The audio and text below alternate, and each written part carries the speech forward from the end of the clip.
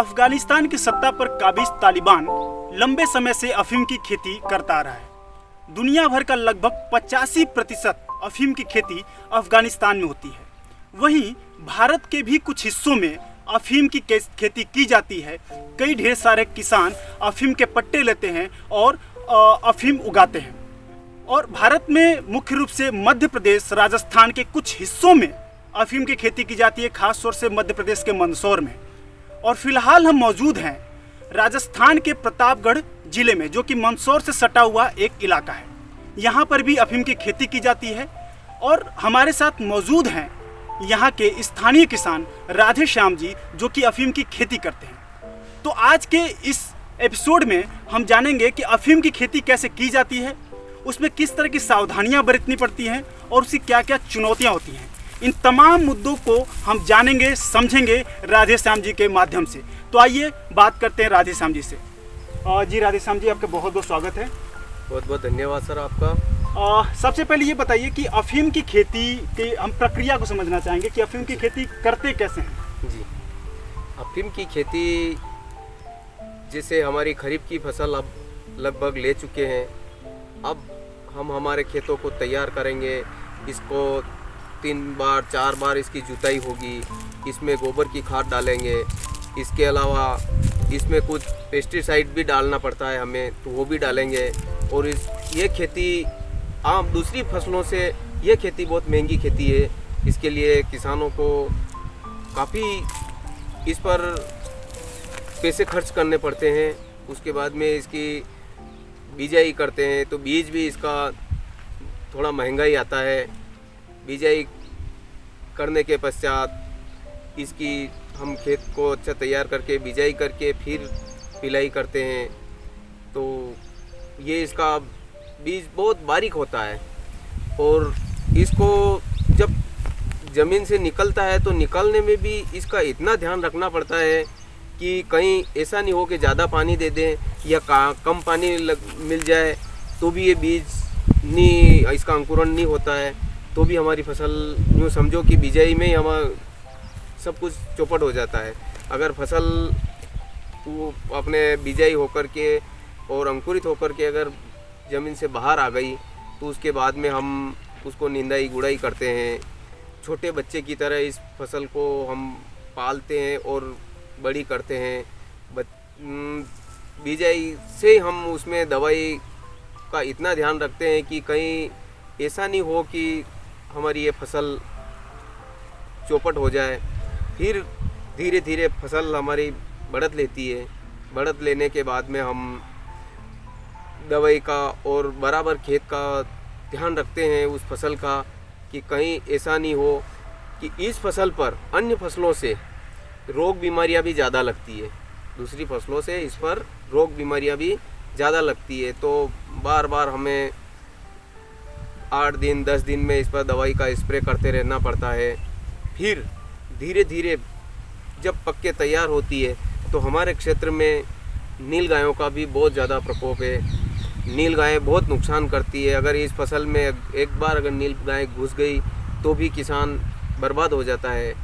उसके बाद में जो जो बढ़कर के फसल बड़ी होती है और जो ही उसमें फूल आने लगते हैं तो उसी समय से फिर हमारी रखवाली हो जाती है। रखवाली इतनी होती है कि एक जना परिवार का एक सदस्य 24 घंटे खेत पर रहना ज़रूरी होता है, क्योंकि इस पर तोते वगैरह पक्षियों का भी अटैक होता है, वो भी तोड़ के खाते हैं। जंगली जानवरों का भी अटैक होता है।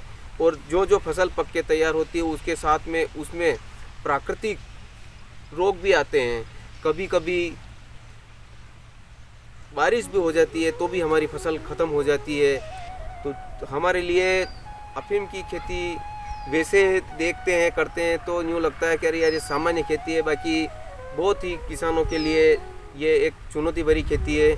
और जो ही हम चीरा लगाते हैं तो इसमें लगभग 20 से 25 दिन तक चीरा चलता है। तो इसमें मजदूरी भी बहुत महंगी होती है, क्योंकि इसमें हर व्यक्ति अफीम की खेती में लुवाई और चिराई का काम नहीं कर सकता है। इसमें जो जानकार होता है वही इस काम को कर सकता है, वैसे दूसरा और कोई नहीं कर सकता है। अच्छा, जैसा कि आपने बताया कि अफीम की खेती जो है मुख्य रूप से ये अन्य खेती से अलग होती है, जैसा कि हमने अभी आपने बताया। इसकी शुरुआत कब होती है, किस महीने में इसकी फसल लगाना, इसका फसल लगाना हम शुरुआत करते हैं, और कितना समय लेती है ये तैयार होने में? ये इसका उचित समय रहता है अक्टूबर का लास्ट हफ्ता और नवंबर का पहला सप्ताह। इन 15 दिनों में अगर अफीम की फसल की अगर बुआई हो गई तो ठीक है, अगर उससे पहले होती है तो भी फसल प्रभावित होती है, और अगर नवंबर के दूसरे सप्ताह के बाद अगर बुआई करते हैं तो भी ये फसल प्रभावित होती है। मतलब कि अभी हम लोग कह सकते हैं कि अभी 10 से 15 दिन बाद इसकी फसल लगाना शुरू करेंगे हम? बिल्कुल, अभी हम यही तैयारी में हैं कि अब आज 14 अक्टूबर है, तो हम इसी तैयारी में है कि अब खेत की जुताई करेंगे, तो 3-3, 4-4 दिन के अंतराल में करेंगे, तो वही अक्टूबर का लास्ट सप्ताह आ जाएगा, उसमें हम बुआई कर देंगे। और इसके बीज जो हैं, क्योंकि अफीम जैसे मैंने सुना है कि अफीम खेती हर कोई नहीं कर सकता, जैसे कि हम जानते हैं, शायद इसके लिए सरकार पट्टे निर्धारित करती है, तो इसका लाइसेंस वगैरह ऐसा कुछ मिलता है, ऐसी कोई प्रक्रिया होती है? जी, इस पर ये खेती भारत सरकार के अधीनस्थ खेती है, और इसमें भारत सरकार वित्त मंत्रालय का जो राजस्व डिपार्टमेंट है वो इस खेती के लिए निर्धारित करता है लाइसेंस। और लाइसेंस की भी कुछ शर्तें होती हैं कि 1 अक्टूबर से प्रारंभ होकर अगले वर्ष की 30 सितंबर के बीच का जो साल होता है उस सत्र में के लिए लाइसेंस दिया जाता है, और उसके लिए भारत सरकार एक निर्धारित स्लैब तैयार करती है। अगर उस स्लैब को किसान क्रॉस करता है तो उसको लाइसेंस मिलता है, नहीं तर लाइसेंस उसका निरस्त हो जाता है। प्रति वर्ष नए लाइसेंस जारी होते हैं, जैसे कि इस बार अभी 3 रोज़ पहले ही भारत सरकार ने अफीम पॉलिसी घोषित करी है, तो इसमें भारत सरकार ने 4.2 मॉर्फिन प्रति हेक्टेयर के हिसाब से तय किया है। अगर उस स्लैब को अगर किसान जो क्रॉस करेगा उसी को लाइसेंस मिलेगा इस वर्ष 2021-22 के लिए, नहीं तो उसका लाइसेंस निरस्त हो जाएगा। अच्छा, तो ये अधिकतर बार क्या होता है, ऐसा होता है कि कुछ नए किसानों को प्राथमिकता मिलती है, या फिर हर बार जिसमें अधिकतर जो संख्या होती है किसानों की वो पुराने वाले ही होती है, उनका लाइसेंस रिन्यू कर दिया जाता है, ऐसा कुछ? हाँ, इसमें यह है कि जो लाइसेंस पुराने चल रहे हैं, अभी ये मान के चले 98-99 के बाद से वही लाइसेंस चल रहे हैं जो 98-99 में नए लाइसेंस दिए थे और पुराने भी चल रहे थे। उसके बाद से आज तक वही लाइसेंस, अगर किसी कारणवश लाइसेंस निरस्त हो जाता है तो सरकार 2, 4, 5 साल में उस जो निर्धारित स्लैब होती है उससे थोड़ा नीचे कर देते हैं, तो वो जो जिनके लाइसेंस निरस्त हो गए थे उनको वापस लाइसेंस प्राप्त हो जाते हैं, और नए लाइसेंस का कोई प्रावधान नहीं है। मतलब कि जो किसान, अगर जो नए किसान है, अगर अफीम की खेती में इंटरेस्टेड हैं, वो चाहते हैं कि वो अफीम की खेती करने के में इच्छुक हैं, तो उनको लाइसेंस मिलने की संभावना क्या होती है? क्या मतलब पॉसिबल है या नहीं? नहीं, ऐसा संभव नहीं है, क्योंकि ये भारत सरकार के अधीनस्थ खेती है, और भारत सरकार अगर चाहे तो उन जो नए किसान जो इस खेती को करने के इच्छुक हैं उनको लाइसेंस मिल सकता है, वो कर सकते हैं। बाकी ये भारत सरकार अगर उनको दे तो नए लाइसेंस के लिए अगर सरकार पॉलिसी लाए तो ही हो सकता है, वरना नहीं हो सकता है। अच्छा, ठीक है। अभी आप कितने सालों से अफीम की खेती कर रहे हैं?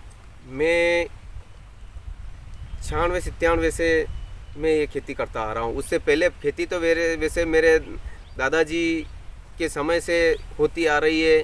मुझे भी पता नहीं है कि कब से ये खेती मेरे घर में ये लाइसेंस चले आ रहे हैं। बाकी 95-96 के बाद से मैं खुद इस खेती को करता आ रहा हूँ। अच्छा, तो इस खेती की प्रक्रिया में आपने बताया कि बीज जो है ये बहुत महंगी खेती है, महंगा बीज आता है, तो अफीम का जो बीज हम जो लाते हैं जैसे साधारण अगर किसी और दूसरे जो अन्य खेती हम कर रहे हैं तो उसका बीज हम दुकान से खरीद लाते हैं, तो इसका बीज जो क्या सरकार के द्वारा उपलब्ध कराया जाता है, इसका कोई प्रावधान है या फिर क्या हम सामान्य तरीके से दुकान से उठा सकते हैं? नहीं, ये बहुत अच्छा सवाल है आपका। इसमें क्या है कि भारत सरकार ने अपने उदयपुर में महाराणा प्रताप जो कृषि महाविद्यालय है नहीं, वहाँ पर इसका रिसर्च होता है। वहाँ पर अफीम के कुछ एरिया भारत सरकार तय करती है और वो वहाँ पर इस पर वो खेती करते हैं और नई नई वैरायटी का वो वैज्ञानिक लोग लॉन्च करते हैं। वो बीज भी हमारे तक वो आता है। अपने मध्य प्रदेश में मंदसौर में भी जो कृषि अपने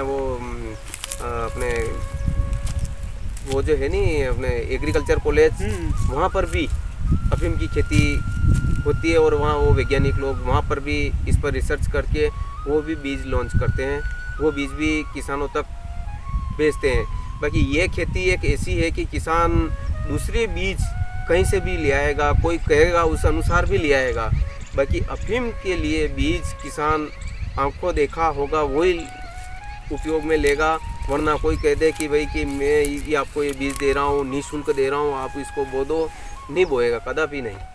तो बीज के साथ साथ फिर तो मुझे लगता है कि जब एक बार इस तरह खेती करते हैं और सरकार को हमें हिसाब भी देना पड़ता होगा एक एक चीज़, एक एक प्लॉट का, एक एक जितने पट्टा लगाते हैं, तो इसमें क्या हम उससे पहले क्या आप लोग भूमि पर भी विशेष ध्यान देते हैं कि भूमि उपजाऊ है क्या है, क्योंकि इसमें फिर उसका भी मुझे लगता है कुछ फर्क पड़ता होगा? बिल्कुल, सबसे पहले तो भूमि के लिए हम उसके लिए क्या करना पड़ता है वो सब कुछ कर देते हैं। जैसे गोबर की खाद बराबर डालते हैं, उसमें ज़मीन में कोई ऐसे कीटनाशक तो नहीं है तो उन कीटनाशकों के लिए भी हम दवाई डालते हैं, नीम खली वगैरह ऐसा सब कुछ डालते हैं। उसके बाद में ही उसको बिजाई करके हम तैयार करते हैं, वरना नहीं हो सकता है। ये अफीम की खेती करने में ये लगभग कितने समय का ड्यूरेशन लगता होगा? अभी अगस्त सितंबर में आप बुआई करेंगे, इसकी कितना समय लगेगा फसल तैयार होने में? ये जिस प्रकार से अगर 25 से 30 अक्टूबर के बीच में अगर अपनों ने फसल ये करी है तो 4 महीने में फसल पक के चीरे के लिए तैयार होती है। तो ये अभी अपन ये करेंगे तो फरवरी के 20 फरवरी के बाद 20 और 25 फरवरी के बीच में इस पर चीरा आ जाएगा। 120 दिनों के बाद में इसमें चीरा लगता है। वो कुछ फ़र्क आता है कि बीज पे कि कुछ बीज की वैरायटी ऐसी होती है जो हफ्ते भर पहले पक के तैयार हो जाती है, कुछ बीज की वैरायटी ऐसी होती है जो सप्ताह भर और ज़्यादा ले लेती है। वो बीज पर ये है। बाकी 120 दिनों में पक के तैयार होती है, चीरे के लायक होती है। उसके बाद में जो अगला समय होता है वो अलग। चीरे के बाद कितना समय लगता है वो बिल्कुल जो हम सरकार को सौंपते हैं जो अपना फसल? जैसे कि जिस दिन चीरा अपने अफीम की फसल में चीरा लगाना शुरू करते हैं उसी दिन गांव का जो लंबरदार मुखिया होता है उसके वहाँ पर एंट्री करवाना होता है कि भाई उसको सूचित करना होता है कि भाई मैंने अपने खेत में चीरा डाल दिया है। तो वो उसके जो प्रतिदिन एक भारत सरकार की तरफ से हमेशा जो अफीम की एंट्री होती है उसको PWR बोलते हैं, उसमें एंट्री होता है कि भाई आज किसान ने इस अपनी अफीम की फसल में चीरा डाल दिया है। उसलिए अगले दिन से वो जो अफीम इकट्ठी करके लू करके लाएगा वो प्रतिदिन वहाँ पर तोल करवा के और उस रजिस्टर में मुखिया एंट्री करता है और किसान के हस्ताक्षर लेता है प्रतिदिन। अच्छा, अफीम की खेती में जैसा आपने चीरा लगाने की बात की, तो चीरा लगाने का भी क्या कोई निश्चित समय होता है कि इस समय के ड्यूरेशन में हम अगर लगाएं अंतराल में तो ज़्यादा अच्छा या फसल? बिल्कुल बिल्कुल। इसकी में चीरा जैसे हम सुबह चीरा 11 बजे से 4 बजे के बीच का जो समय होता है ये चीरा लगाने के लिए एक अनुकूल समय होता है दिन में। ऐसा क्यों? क्योंकि दिन में उस समय जो क्लाइमेट जो होता है वो परिवर्तन होने लगता है कि दिन में गर्मी रहती है, रात में सर्दी रहती है। तो अगर दिन में गर्मी है तो 11 से 4 के बीच में वो गर्मी का समय रहता है और गर्मी के समय में अगर उस अफीम के डोड़े पर चीरा लगाएंगे तो वो दूध अच्छा दूधेगा। अगर उसके बाद में अगर लेट तक लगाते हैं तो वो दूध तो आएगा, बाकी जो आना चाहिए वो नहीं आएगा। और इसका इकट्ठा करने का जो समय है वो भी सुबह सुबह 7 बजे से 9 बजे के भीतर, उन 2 घंटों में ही उसको इकट्ठा करना पड़ता है, लूना पड़ता है। अगर उससे ज़्यादा समय होता है तो फिर गर्मी बढ़नी शुरू हो जाती है और अफीम का दूध होता है वो सूखता है, तो वो किसान के लिए नुकसान होता है। अच्छा, तो मतलब हम ये कह सकते हैं कि जो अफीम की खेती है पहला तो लाइसेंस वाले लोग करते हैं और इसमें अक्टूबर नवंबर का महीना बेहतर होता है अफीम की खेती के लिए और कुल 4 से 5 महीने लगते हैं हमें फसल निकालने में, ऐसा है जी। तो अभी आप कितने एरिया में आप अफीम की फसल कर रहे हैं और कितना लगभग उससे फसल निकलता है, ऐसा कुछ? आपका प्रश्न है कि आपको कितने एरिया में, तो मुझे जो इस बार जो लाइसेंस मिलने जा रहा है, जो पॉलिसी जो भारत सरकार की बनी है उसके अनुसार मुझे 6 आरी का लाइसेंस इस बार मिलने जा रहा है, उसमें मैं खेती करूँगा, उसके अलावा मैं नहीं कर सकता हूँ।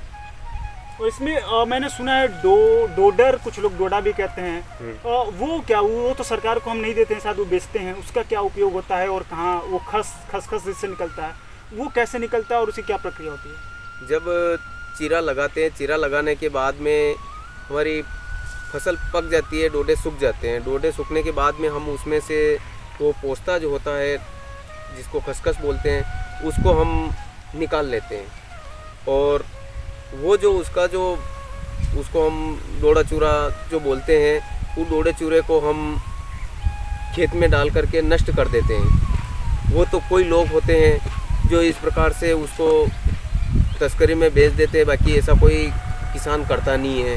वो कई तस्करा आकर के इन किसान को लालच में दे करके लालच में आकर के इन किसान ऐसा कर लेता है, बाकी आम किसान ऐसा करता नहीं है।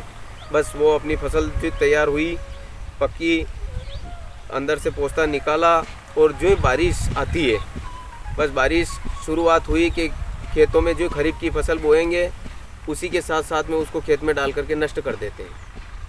पहले होता था कि राज्य सरकार उसका आबकारी डिपार्टमेंट के माध्यम से उसका ठेका होता था और ठेका पद्धति में ठेकेदार लोग आते थे और उस डोडे चूरों को ले जाते थे।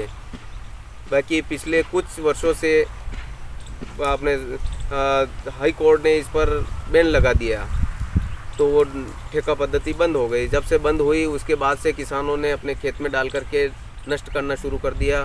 इस बार भी हमने खेत में डाल के नष्ट कर दिया उसको। जी बहुत बहुत धन्यवाद राधेश्याम जी।